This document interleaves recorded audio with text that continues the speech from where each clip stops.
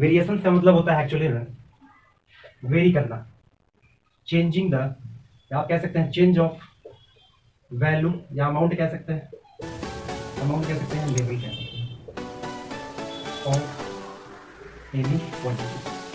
किसी भी क्वांटिटी का वैल्यू या अमाउंट या लेवल चेंज होता है उसे हम वेरिएशंस कहते हैं। यहाँ पे दो तरह का वेरिएशंस बेसिकली हम लोग स्टडी करते हैं।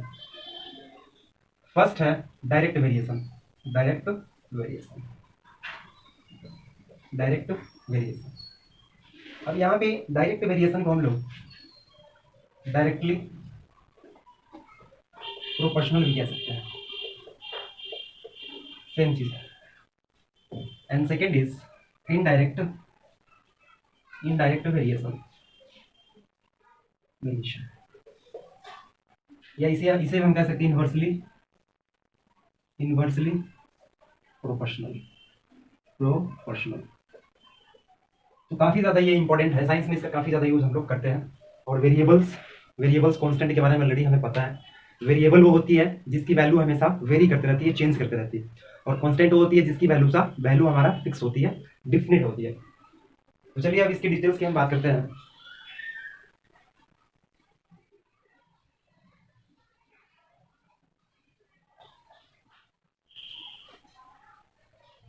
तो यहां पे हमारा फर्स्ट है डायरेक्टली, डायरेक्टली प्रोपोर्शनल। तो डायरेक्टली प्रोपोर्शनल क्या होती है? वो मतलब समानुपाती कहते हैं, समानुपाती। फॉर एग्जाम्पल सपोज हमारे पास कोई क्वांटिटी है, suppose y is directly proportional to x है, ये प्रोपोर्शनल का साइन है। और प्रोपोर्शनल मैंने पहले से बता रखे हैं कि दो रेशियो का इक्वलिटी होता है, इक्वलिटी ऑफ टू रेशियो। तो इन कंडीशन में हम कहते हैं कि y is directly proportional to x। तो इन कंडीशन में जो वेरिएशन हमारा होता है वो साथ साथ में हमारा वेरी करते रहता है।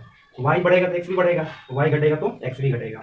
सो आप कह सकते हैं इफ y इंक्रीज, जब y बढ़ेगा तो x भी हमारा इंक्रीज करेगा, इंक्रीज।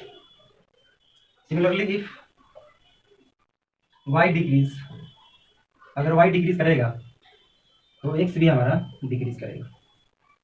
काफी ज्यादा इंपॉर्टेंट है। अब यहाँ पे एक चीज आता है स्टूडेंट्स, अगर यहाँ पे इस साइन को अगर हम हटाते हैं तो y इज इक्वल टू, पहले मैं लिख देता हूँ, y इज इक्वल टू, यहाँ पे सपोज मान लीजिए हमारे पास k x आ गया। अब यहाँ पे k जो है हमारा k, इसे हम कहते हैं कांस्टेंट ऑफ प्रोपोर्शनलिटी, इसे हम कहते हैं कांस्टेंट ऑफ प्रोपोर्शनलिटी। काफी ज्यादा इंपॉर्टेंट है। इसकी ग्राफ की भी हम बात करेंगे। इसकी ग्राफ डायरेक्टली प्रोपोर्शनल की इस तरह से वेरी करेगा। सपोज ये हमारे पास x है, ये y है, तो इस तरह से हमारा वेरी करेगा, दोनों साथ साथ में बढ़ेगा।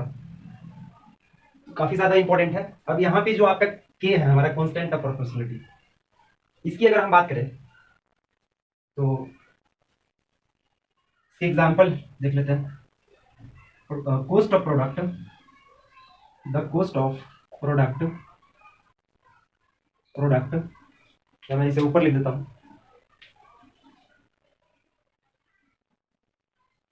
डायरेक्टली प्रोपोर्शनल काफी ज्यादा साइंस में यूज होती है, वेरी वेरी इंपॉर्टेंट।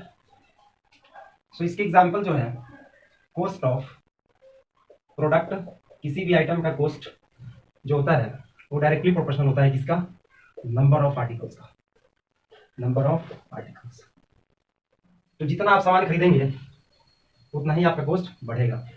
काफी ज्यादा यूज होती है। अब हम बात करते हैं यहाँ पे कांस्टेंट ऑफ प्रोपोर्शनलिटी क्या होती है। ओके, तो सपोज यहाँ पे हमारा y इक्वल टू था kx, तो इन कंडीशन में अगर हम k की बात करें तो k equal to y upon x। अब यहाँ पे मैं देख पा रहा हूं कि k is the ratio between two quantity, दो क्वांटिटी के बीच का एक रेशियो है, अनुपात है, दैट्स आर प्रोपोर्शनल, जो कि आपस में इक्वल रेशियो में है।